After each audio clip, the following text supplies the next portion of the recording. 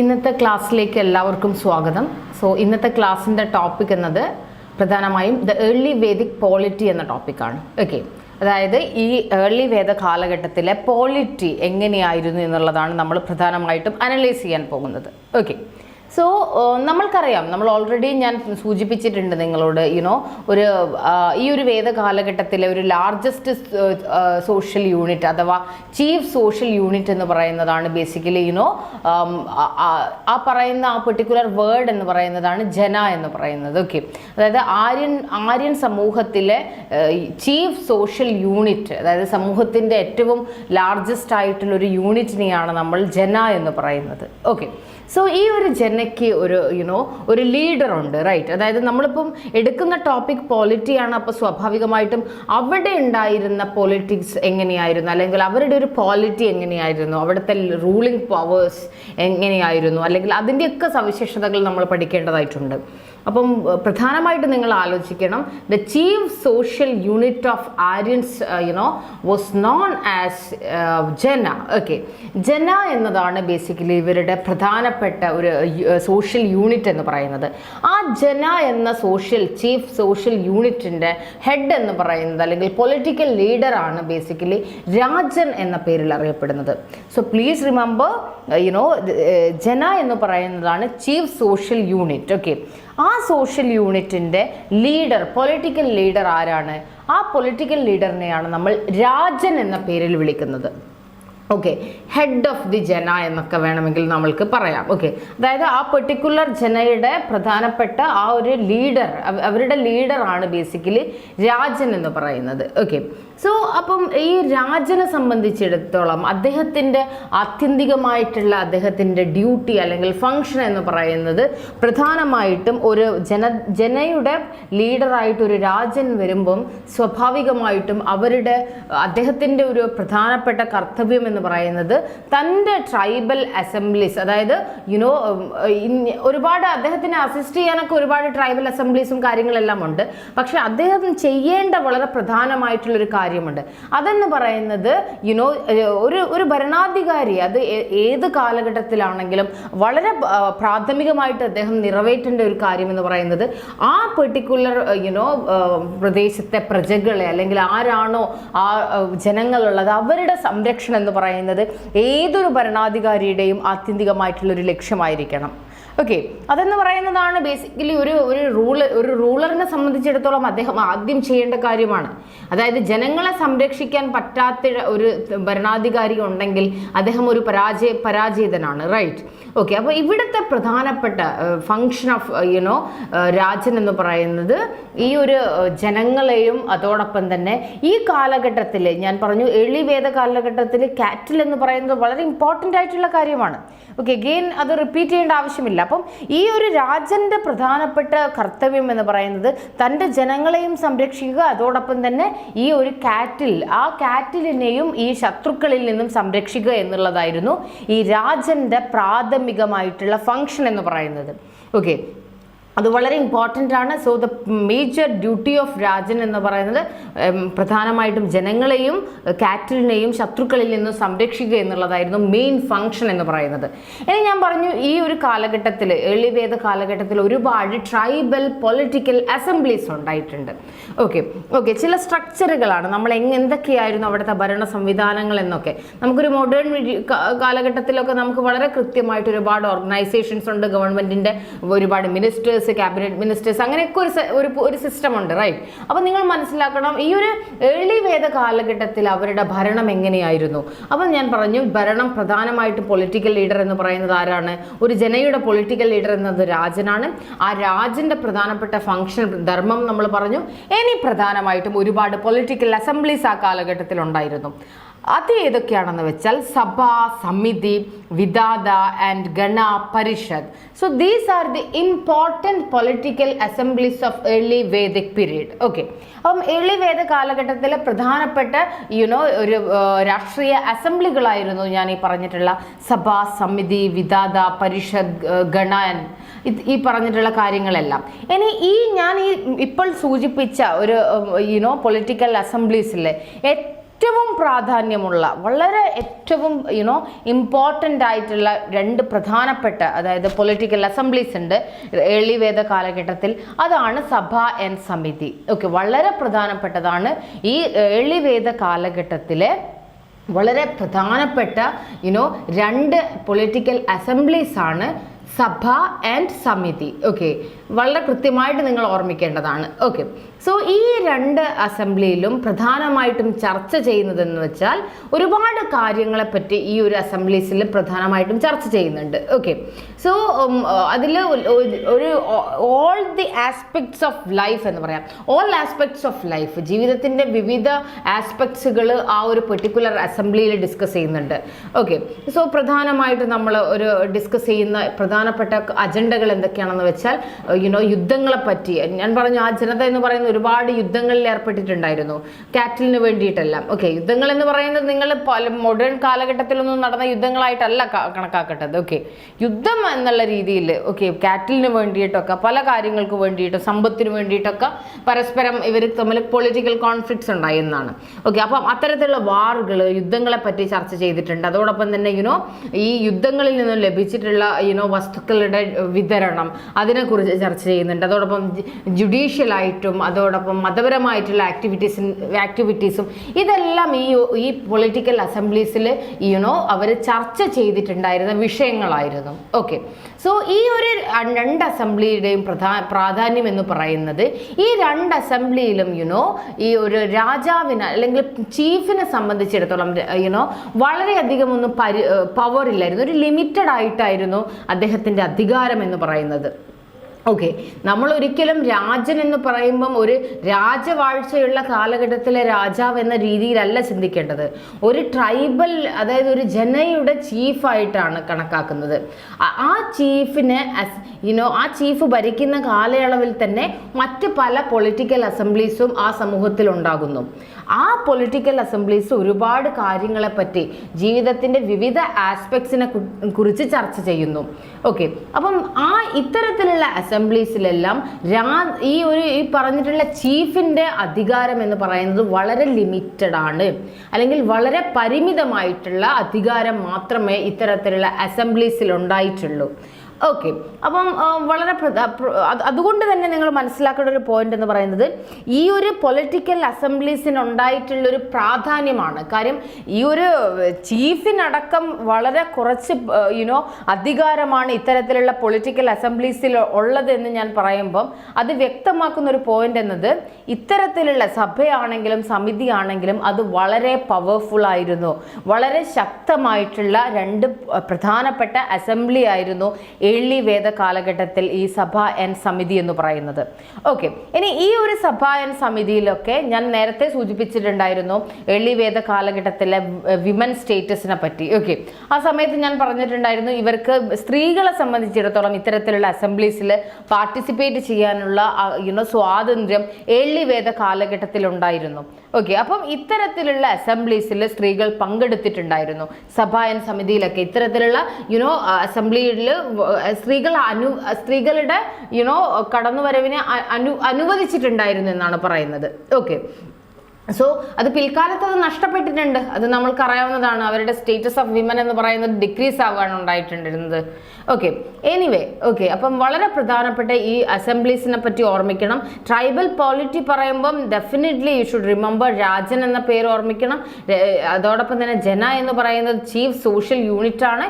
ആ chief social യൂണിറ്റിൻ്റെ political ലീഡറാണ് Rajan എന്ന് പറയുന്നത്. ആ രാജനെ കൂടാതെ അല്ലെങ്കിൽ രാജൻ്റെ പ്രധാനപ്പെട്ട ഒരു ഫംഗ്ഷൻ എന്ന് പറയുന്നത് എന്തായിരുന്നു? ഈ തൻ്റെ ജനങ്ങളെയും അതോടൊപ്പം തന്നെ മൃഗങ്ങളെയും ഈ കാറ്റിലിനെയും ശത്രുക്കളിൽ നിന്നും സംരക്ഷിക്കുക എന്നുള്ളതാണ്. ഓക്കെ, ഇനി പ്രധാനമായിട്ടും ഈ ചീഫ് എന്ന് പറയുന്ന വ്യക്തി അദ്ദേഹത്തിൻ്റെ ഒരു തെരഞ്ഞെടുക്കുന്നത് അത് ഒരിക്കലും ഹെറിഡിറ്ററി ആയിട്ടല്ല, ഒരിക്കലും ഒരു പാരമ്പര്യമായിട്ട് തെരഞ്ഞെടുക്കുന്നതല്ല. സേ ഫോർ ഇൻസ്റ്റൻസ് ഒരു എ എന്നൊരു പെർട്ടിക്കുലർ പേഴ്സൺ ഒരു ജനയുടെ ചീഫായിട്ട് മാറുന്നു. എന്നാൽ അദ്ദേഹത്തിൻ്റെ മരണശേഷം അദ്ദേഹത്തിൻ്റെ മകനായ ബി അല്ല അവിടെ ചീഫ് ആവുക. അങ്ങനെ ബി ചീഫ് ആവുകയാണെങ്കിൽ അതിനെയാണ് നമ്മൾ ഹെറിഡിറ്ററി എന്ന് പറയുക. പാരമ്പര്യമായിട്ട്, അതായത് അച്ഛന് ശേഷം മകൻ എന്നുള്ള രീതിയിൽ പാരമ്പര്യമായിട്ട് ഫോളോ ചെയ്യുക. എന്നാൽ ആ പാരമ്പര്യം അല്ലെങ്കിൽ ആ ഒരു ഹെറിഡിറ്ററി എന്ന് പറയുന്നത് ഈ ഒരു ഏർലി വേദ കാലഘട്ടത്തിൽ അവർ ഫോളോ ചെയ്തിട്ടുണ്ടായിരുന്നില്ല.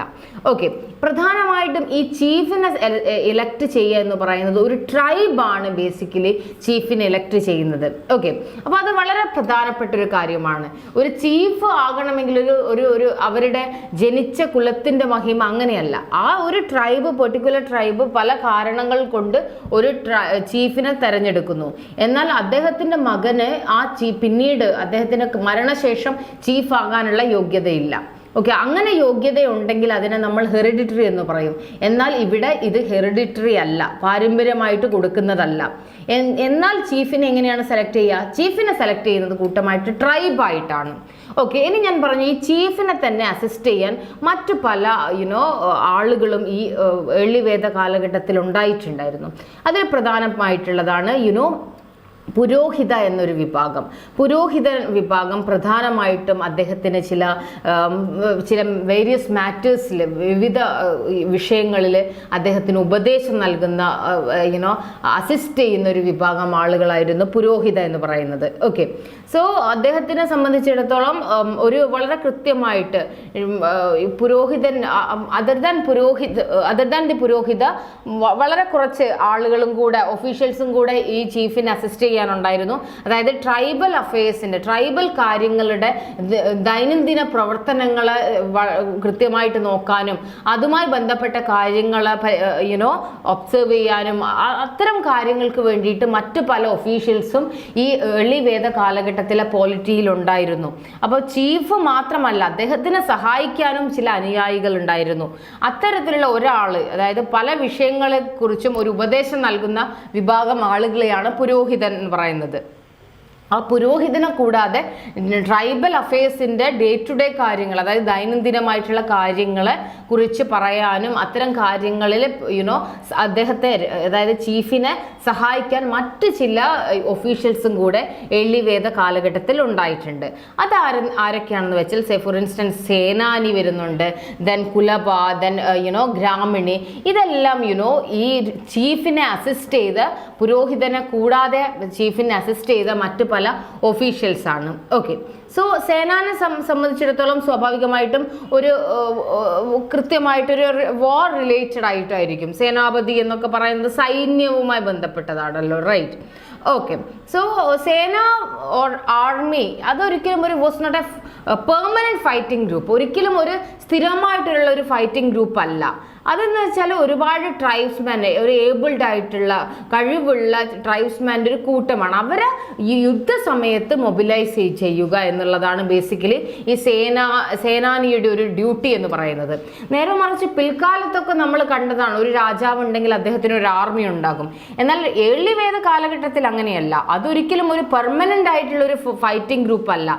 നേരെ മറിച്ച് എപ്പോഴാണോ യുദ്ധമുള്ളത് ആ സമയത്ത് ആളുകളെ, കഴിവുള്ള സൈന്യത്തിലേക്ക് വേണ്ട ആളുകളെ മൊബിലൈസ് ചെയ്യുന്നതാണ് ബേസിക്കലി അത്തരത്തിലൊരു സിസ്റ്റമായി, ഒരു ആർമി ആയിരുന്നു, സേനയായിരുന്നു ഏർലി വേദ കാലഘട്ടത്തിൽ ഉണ്ടായിരുന്നത്. ഓക്കെ, ഇനി ഞാൻ പറഞ്ഞു മറ്റു ചില ആളുകളും കൂടെ, ഈ ഒരു Takshan, the carpenter, then Ratnakara, the chariot maker, they were responsible for making chariots. അങ്ങനെ ഒരു ട്രൈബിന് ആവശ്യമായ, അല്ലെങ്കിൽ അവർക്ക് ആവശ്യമായ പല കാര്യങ്ങൾക്കും ഇത്തരത്തിലുള്ള ഒരുപാട് ആളുകളും കൂടെ, സഹായികൾ കൂടെ അവിടെ ഉണ്ടായിരുന്നു എന്നുള്ളതാണ്. ഓക്കെ, എന്നാൽ ഒരിക്കലും അവിടെ ഒരു കളക്ടർ ഓഫ് ടാക്സ്, അതായത് ടാക്സ് കളക്ട് ചെയ്യുന്ന ഒരാളുകളെ കുറിച്ചുള്ള ഒരു ഒഫീഷ്യൽ റെക്കോർഡ്സും ലഭ്യമായിട്ടുണ്ടായിരുന്നില്ല. ഓക്കെ, സോ പീപ്പിൾ പ്രധാനമായിട്ടും ചീഫിന് ഒരു ഓഫർ ചെയ്യുന്ന വളരെ പ്രധാനപ്പെട്ട ഒരു ടാക്സ്, നമുക്കൊരു ടാക്സ് ഫോമിൽ പറയാം, ബലി എന്ന് പറയുന്നത്. ഓക്കെ, ബലി എന്നതൊരു കൈൻഡ് ഓഫ് ടാക്സ് ആണ്. അത് ചീഫിന് വേണ്ടിയിട്ട് ജനങ്ങൾ കൊടുക്കുന്നതാണ്. ഓക്കെ, അത് വളരെ കൃത്യമായിട്ടൊരു വോളണ്ടറി ആയിട്ടുള്ളൊരു സംഭാവനയാണ്, സ്വയം നൽകുന്ന ഒരു സംഭാവനയാണ്. ഓക്കെ, അതായത് ഓർഡിനറി ട്രൈബ്സ്മാനെ ചില സ്പെഷ്യൽ ആയിട്ടുള്ള ചില ഒക്കേഷൻസിൽ, ഈ സന്ദർഭങ്ങളിൽ ചീഫിന് വോളണ്ടറി ആയിട്ട്, I would say voluntary contribution. Okay, അതായത് നിർബന്ധിച്ചിട്ട് ചെയ്യുന്നതല്ല, പക്ഷേ സ്വയം ഇഷ്ടത്തോടു കൂടി വോളണ്ടറി ആയിട്ട് നൽകുന്ന ഒരു സംഭാവന.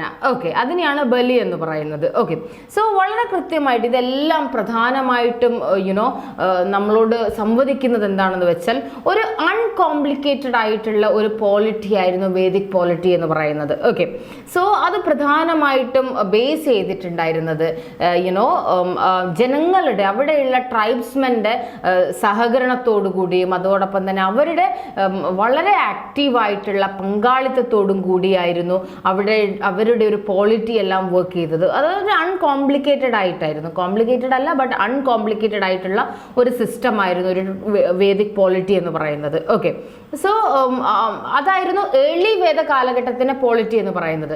വളരെ കൃത്യമായി അവിടുത്തെ ട്രൈബ്സ്മെൻ്റെ സപ്പോർട്ടോടും കൂടിയും അതോടൊപ്പം അവരുടെ ആക്റ്റീവ് പാർട്ടിസിപ്പേഷൻ്റെയും ഭാഗമായിട്ടായിരുന്നു ആ ഒരു ഏർലി വേദ കാലഘട്ടത്തിലെ പോളിറ്റി പ്രധാനമായിട്ടും വർക്ക് ചെയ്തിട്ടുണ്ടായിരുന്നത്. എന്നാൽ ഇതൊരു ലേറ്റർ കാലഘട്ടമായപ്പോഴേക്കും അവിടെ മാറ്റം ഉണ്ടായി എന്നുള്ളതാണ്. അത് എന്താണെന്നുള്ളത് നമ്മൾ ചർച്ച ചെയ്യും. അപ്പോൾ പ്രധാനമായിട്ടും ഈ ഒരു ക്ലാസ്സിൻ്റെ ആദ്യം ഞാൻ പറഞ്ഞിട്ടുണ്ടായിരുന്നത് ഈ ഒരു വേദിക് പോളിറ്റി എന്നുള്ളത് ഏർലി വേദ കാലഘട്ടത്തിലെ പോളിറ്റി എന്തായിരുന്നു എന്നുള്ളതാണ്. അപ്പോൾ അത് നിങ്ങൾക്ക് മനസ്സിലായിട്ടുണ്ടെന്ന് കരുതുന്നു. അടുത്തതായിട്ട് ഈ ക്ലാസ്സിൽ ഞാൻ ചർച്ച ചെയ്യാൻ പോകുന്നത് ലേറ്റർ വേദിക് പോളിറ്റിയാണ്. അതായത് എന്ത് മാറ്റമാണ്, ഞാൻ പറഞ്ഞു ലേറ്റർ വേദ കാലഘട്ടമായപ്പം ഈ ഒരു പോളിറ്റിയിൽ മാറ്റം വന്നു എന്ന് പറഞ്ഞു, അതെന്തൊക്കെയാണ് എന്നുള്ളതാണ്. അപ്പം ഈ ക്ലാസ്സിൻ്റെ രണ്ടാമത്തെ ടോപ്പിക് എന്നത് ലേറ്റർ വേദിക് പോളിറ്റിയാണ്. ഓക്കെ, അപ്പം മാറ്റങ്ങൾ വന്നു എന്നുള്ളത് കഴിഞ്ഞ ഈ ഒരു ഏർലി വേദിക് പോളിറ്റിയുടെ അവസാനം ഞാൻ പറഞ്ഞു. ഈ പിൽക്കാല വേദഘട്ടമായപ്പോഴേക്കും വളരെ കൃത്യമായിട്ട് അവരുടെ പോളിറ്റിയിൽ ഒരു മാറ്റങ്ങൾ പ്രകടമായി തുടങ്ങിയിട്ടുണ്ടായിരുന്നു. ഓക്കെ, അപ്പം പ്രധാനമായിട്ടും അങ്ങനെ ഒരു മാറ്റം ഉണ്ടാകാൻ കാരണം എന്ന് പറയുന്നത് ഈ അവരുടെ ഒരു സോഷ്യൽ ലൈഫ് അതോടൊപ്പം തന്നെ അവരുടെ ഭൗതികപരമായിട്ടുള്ള അല്ലെങ്കിൽ മെറ്റീരിയൽ ആയിട്ടുള്ള ലൈഫിൽ വന്നിട്ടുള്ള മാറ്റം, അത് ഏർലി വേദ കാലഘട്ടത്തിൽ അല്ലെങ്കിൽ പിൽക്കാല വേദഘട്ടത്തിൽ ഈ ജനങ്ങളുടെ മെറ്റീരിയൽ ലൈഫിലും സോഷ്യൽ ലൈഫിലും വന്നിട്ടുള്ള മാറ്റങ്ങൾ അത് വളരെ കൃത്യമായിട്ട് അവരുടെ രാഷ്ട്രീയ മേഖലയിൽ കൂടെ പ്രകടമായി എന്നുള്ളതാണ്. ഓക്കെ, ഇതുപോലെ തന്നെ നമ്മൾ നേരത്തെ റിലീജിയൻ പറഞ്ഞിട്ടുണ്ടായിരുന്നു. ആ ചേഞ്ച് റിലീജിയനിലോടുള്ള അവരുടെ ആറ്റിറ്റ്യൂഡിൽ മാറ്റം ഉണ്ടാക്കി എന്നുള്ളത് അതേ ആശയം തന്നെയാണ് ഇവിടെയും നിങ്ങൾ ഫോളോ ചെയ്യേണ്ടത്. അതായത് ജനങ്ങളുടെ സാമൂഹികവും ഭൗതികപരവുമായിട്ടുള്ള ജീവിതത്തിൽ വന്നിട്ടുള്ള മാറ്റങ്ങൾ അത് വളരെ കൃത്യമായിട്ട് അവരുടെ രാഷ്ട്രീയ മേഖലയിൽ കൂടി പ്രകടമായി എന്നുള്ളതാണ്. ഓക്കെ, സോ ആ കാലഘട്ടത്തിൽ അവരുടെ പിൽക്കാല വേദഘട്ടമായപ്പോഴേക്കും ഒരു നേച്ചർ ഓഫ് ചീഫ്ഷിപ്പ് എന്ന് പറയുന്നത് അത് ഈ ഒരു ഘട്ടം വന്നപ്പോഴേക്കും മാറി എന്നുള്ളതാണ്. ഓക്കെ, മുൻപുണ്ടായിരുന്ന ഒരു ചീഫ്ഷിപ്പ് അല്ലായിരുന്നു ഈ പിൽക്കാല വേദഘട്ടമായപ്പം ഉണ്ടായിരുന്നത്. അത് വളരെ കൃത്യമായിട്ട് മാറി, അതിനൊരു ചേഞ്ചസ് വന്നു എന്നുള്ളതാണ്. ഓക്കെ, ഇനി പ്രധാനമായിട്ടും ഈ കാലഘട്ടത്തിൽ വന്നിട്ടുള്ള ഒരു വളരെ ഇമ്പോർട്ടൻ്റ് ആയിട്ടുള്ള ഒരു ഡെവലപ്മെൻറ്റ് എന്ന് പറയുന്നത് ഒരു ടെറിട്ടോറിയൽ ഐഡിയ എന്ന് പറയുന്നത് അത് ഗ്രൗണ്ട് ലെവലിൽ വളരെ പ്രാധാന്യം ലഭിച്ചു എന്നുള്ളതാണ്. ഓക്കെ, ഒരു ടെറിട്ടോറിയൽ ആയിട്ട് വളരെ കൃത്യമായിട്ട് ഒരു ഭൂപ്രദേശത്തിനോടുള്ള ആ ഒരു ടെറിട്ടറി എന്നുള്ളൊരു ഐഡിയ അതിന് ഒരു വളരെ കൃത്യമായിട്ടുള്ളൊരു പ്രാധാന്യം ലഭിച്ചു എന്നുള്ളതാണ്. അപ്പോൾ ജനങ്ങളെ സംബന്ധിച്ചിടത്തോളം അവർക്ക് നേരത്തെ ഉണ്ടായിരുന്ന ആ ഒരു ചീഫ് എന്ന് പറഞ്ഞ ആളുണ്ട്, റൈറ്റ്? അതായത് ജനയുടെ വളരെ പ്രധാനപ്പെട്ട ചീഫ് സോഷ്യൽ യൂണിറ്റ് ആയിട്ടുള്ള ജനയുടെ പൊളിറ്റിക്കൽ ലീഡർ ആയിട്ടുള്ള ആ ഒരു പെർട്ടിക്കുലർ ചീഫിനോടുള്ള അതായത് ജനങ്ങളുടെ മേലുള്ള ഒരു കൺട്രോൾ ചീഫിന് നഷ്ടപ്പെട്ടു എന്നാണ് പറയുന്നത്. ഓക്കെ, അതായത് ജനങ്ങൾ പ്രധാനമായും എന്താ ചെയ്തതെന്ന് വെച്ചാൽ ചീഫിൻ്റെ മുകളിലുള്ള ഒരു കൺട്രോള് അത് വളരെ കൃത്യമായിട്ട് നമ്മൾ അതിനെ പ്ലേസ് ചെയ്യേണ്ടതെന്നാണ്. എങ്ങനെയാണെന്ന് വെച്ചാൽ മുൻപ് ബേസിക്കലി ഞാൻ പറഞ്ഞു ഈ ഒരു ചീഫിൻ്റെ ഡ്യൂട്ടി എന്ന് പറയുന്നത് എന്തായിരുന്നു? ഈ കാറ്റിലിനെയും അതോടൊപ്പം തന്നെ ജനങ്ങളെയും എനിമീസിൽ നിന്ന് രക്ഷിക്കുക എന്നുള്ളതായിരുന്നു. അപ്പോൾ സ്വാഭാവികമായിട്ടും കുറച്ചുകൂടെ ഒരു പ്രാധാന്യമുള്ളൊരു ചീഫിനെ സംബന്ധിച്ച് അദ്ദേഹത്തിനൊരു പ്രാധാന്യം അവിടെ ഉണ്ടായിരുന്നു. എന്നാൽ പിൽക്കാല വേദഘട്ടമായപ്പോഴേക്കും അദ്ദേഹത്തിൻ്റെ ആ ഒരു അധികാരവും കൺട്രോളും എല്ലാം നഷ്ടപ്പെട്ടു എന്നാണ് പറയുന്നത്. അതായത് ജനങ്ങൾ കുറെ കൂടെ ഇത്തരത്തിലുള്ള ഒരു ചീഫിൻ്റെ ആ ഒരു ഇതിൽ നിന്നും പുറത്തോട്ട് വന്നു എന്നാണ് പറയുന്നത്. അതോടൊപ്പം തന്നെ മുൻപുണ്ടായിട്ടുള്ള, ഞാൻ നേരത്തെ പറഞ്ഞിട്ടുണ്ട്, സഭാ സമിതി പോലുള്ള വളരെ പ്രധാനപ്പെട്ട പോപ്പുലർ പൊളിറ്റിക്കൽ അസംബ്ലീസ് ഉണ്ട്. അതെല്ലാം പിൽക്കാല വേദഘട്ടമായപ്പോഴേക്കും അത് ഡിസപ്പിയർ ആയിപ്പോയി എന്നാണ് പറയുന്നത്. അതിന് യാതൊരുവിധ പ്രാധാന്യവും നഷ്ടപ്പെട്ട് അത് അപ്രത്യക്ഷമായി എന്ന് വേണമെങ്കിൽ നമ്മൾക്ക് പിൽക്കാല വേദഘട്ടത്തിൽ പറയാം. ഓക്കെ, പ്രധാനമായിട്ടും സഭ ആൻഡ് സമിതിയൊക്കെ ഈ പൊളിറ്റിക്കൽ അസംബ്ലീസിന്റെ പ്രാധാന്യം നഷ്ടപ്പെട്ടു എന്നുള്ളതാണ് പറയുന്നത്. ഓക്കെ, സോ ഇനി ഞാൻ നേരത്തെ സൂചിപ്പിച്ചു, നമ്മൾക്ക് വളരെ കൃത്യമായിട്ട് ഇതിനെ കമ്പയർ ചെയ്ത് പഠിക്കാം. ഓക്കെ, ഏർലി വേദ കാലഘട്ടത്തിൽ ഈ ഒരു ചീഫ്ഷിപ്പ് എന്ന് പറയുന്നത് ഞാൻ നേരത്തെ പറഞ്ഞു, അതൊരിക്കലും ഒരു ഹെറിഡിറ്ററി ആയിട്ടല്ല, ഒരിക്കലും പാരമ്പര്യമായിട്ട് ലഭിച്ചതല്ലായിരുന്നു ചീഫ്ഷിപ്പ്. ട്രൈബ് ആയിരുന്നു ചീഫിനെ സെലക്ട് ചെയ്യുക. എന്നാൽ പിൽക്കാല വേദഘട്ടമായപ്പോഴേക്കും ഈ ഒരു ചീഫ്ഷിപ്പ് എന്ന് പറയുന്നത് ഹെറിഡിറ്ററി ആയിട്ട് മാറി. ഓക്കെ, വളരെ പ്രധാനപ്പെട്ട ഒരു പോളിറ്റിയിൽ വന്നിട്ടുള്ള മാറ്റമാണ്. ഓക്കെ, അപ്പം ചീഫ്ഷിപ്പ് എന്ന് പറയുന്നത് പാരമ്പര്യമായിട്ട് വന്നു. ഓക്കെ, സോ ഈ ഒരു ഡിവൈൻ നേച്ചർ ഓഫ് കിങ്ഷിപ്പ്, അതായത് ഈ ഒരു കിങ്ഷിപ്പ് എന്ന് പറയുന്ന അധികാരം, അതിനൊരു ഡിവിനിറ്റി, ഒരു ദൈവികമായിട്ടുള്ളൊരു നേച്ചർ കൊടുത്തത് അത് പ്രധാനമായിട്ടും ആ കാലഘട്ടത്തിലെ ലിറ്ററേച്ചറിൽ സൂചിപ്പിച്ചിട്ടുണ്ടായിരുന്നു. ഓക്കെ, സോ ഈ ഒരു ചീഫിന് ലഭിക്കുന്ന അല്ലെങ്കിൽ ബ്രാഹ്മണാസിനെ സംബന്ധിച്ചിടത്തോളം ഈ ചീഫ്സിനെ പല പ്രോസസ്സിലും അവർ ഹെൽപ്പ് ചെയ്തിട്ടുണ്ടായിരുന്നു എന്നാണ് പറയുന്നത്. ഓക്കെ, സോ അത് വളരെ കൃത്യമായിട്ട് നമ്മൾക്ക് പറയുകയാണെങ്കിൽ അത് ഞാൻ പറഞ്ഞിട്ടുണ്ട്, വാജപേയ, രാജസൂയ പോലുള്ള ഒരുപാട് റിച്വൽസ് ആൻഡ് യാഗാസ് എല്ലാം ആ കാലഘട്ടത്തിൽ പിൽക്കാല വേദഘട്ടത്തിൽ ഉണ്ടായിട്ടുണ്ടെന്ന്. റൈറ്റ്?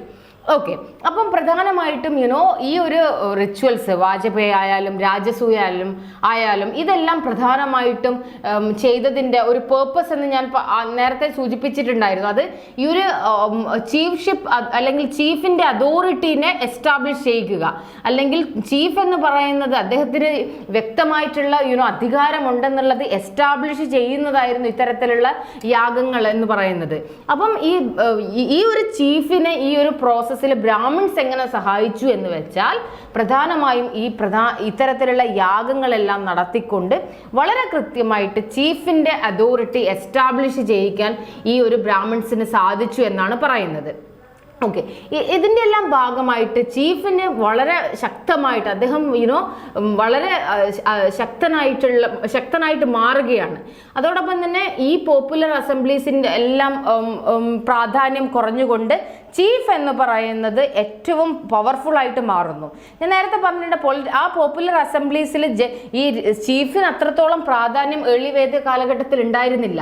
അദ്ദേഹത്തിൻ്റെ വോയിസ് എന്ന് പറയുന്നത് ലിമിറ്റഡ് ആയിരുന്നു. എന്നാൽ പിൽക്കാല വേദഘട്ടമായപ്പോഴേക്കും ചീഫ് എന്ന് പറയുന്നത് he became more powerful. Okay, അതായത് ഒരുപാട്